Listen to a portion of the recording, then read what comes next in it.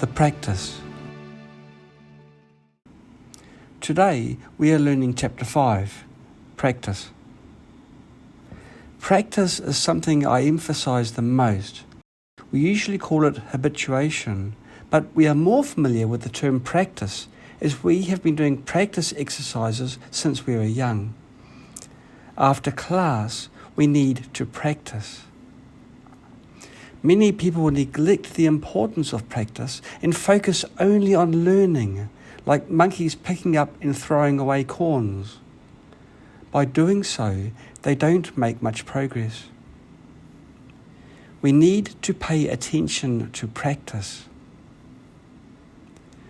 When I first began my meditation practice, I also used the method of mindful breathing. Perhaps I had learned it in past lives. In the beginning, no one instructed me. I practiced on my own, watching the breath.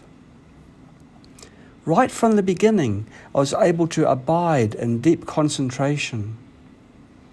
At that time, I didn't know what wisdom was, so I focused solely on cultivating concentration. As a result, my concentration skills improved a lot. However, later on, when I learned about wisdom, the situation changed, as the methods are different. You need some basic concentration as the basis for practicing mindfulness. Without basic concentration, your mindfulness cannot arise. With mindfulness, you can attain the wisdom of realizing the true nature of things, and with that wisdom, you can eliminate afflictions and attain true peace. The mind cannot be purified without seeing things as they really are. As they really are means the true nature of things. Seeing things as they really are is such a heavily loaded and ambiguous phrase. Many beginning meditators wonder what we mean, for anyone who has clear eyesight can see objects as they are. When we use this phrase in reference to insight gained from our meditation, what we mean is not seeing things superficially with our regular eyes, but seeing things with wisdom as they are in themselves. When meditating on multiplicity, we will find that the 5 aggregates, form, feeling, perception, mental formations, and consciousness, are composed of multiple parts, and each aggregate is also composed of multiple parts. Then, when meditating on impermanence, we will find that the 5 aggregates are impermanent, changing moment by moment.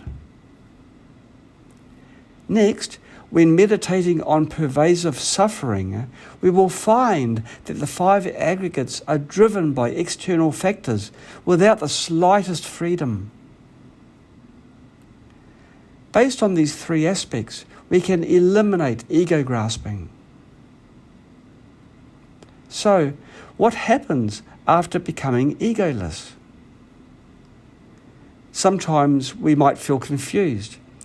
Even though egolessness is the true nature, isn't my awareness still present? Yes, awareness is present. Awareness has nothing to do with ego grasping. Awareness is an extension of our true nature, or we can say it is a wondrous use of our true nature. A wondrous use of our true nature is awareness. Awareness won't cease, neither does it constantly change. It is neither permanent nor subject to cessation. However, ego grasping is not inherent, thus it can be eliminated. Likewise, the various distorted attachments and karmic habits like greed, anger, and ignorance were not inherent, but are gradually cultivated over countless eons. Through practice, we can completely eradicate them.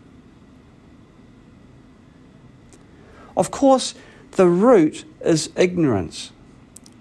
All these distortions, whether it is the attachment to self, attachment to phenomena, or the three poisons of greed, anger, and delusion, they all arise due to ignorance. They are gradually developed from the fundamental ignorance. Based on the fundamental ignorance, the attachment to self and phenomena gradually arises, and the three poisons are gradually habituated. Little by little, we become the state we are today, reincarnating cycle after cycle. Now that we have found the root, by gradually eliminating greed, anger, and delusion, as well as ego grasping, we will slowly uncover the fundamental ignorance. After eradicating the fundamental ignorance, we will attain enlightenment. We need to use our awareness to find the way back to our true nature.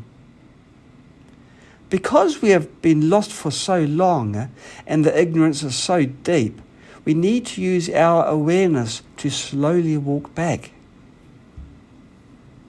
Therefore, we say, reflect the light inward to gradually find the way back. Our minds have been lost for too long. Have you ever been lost as a child?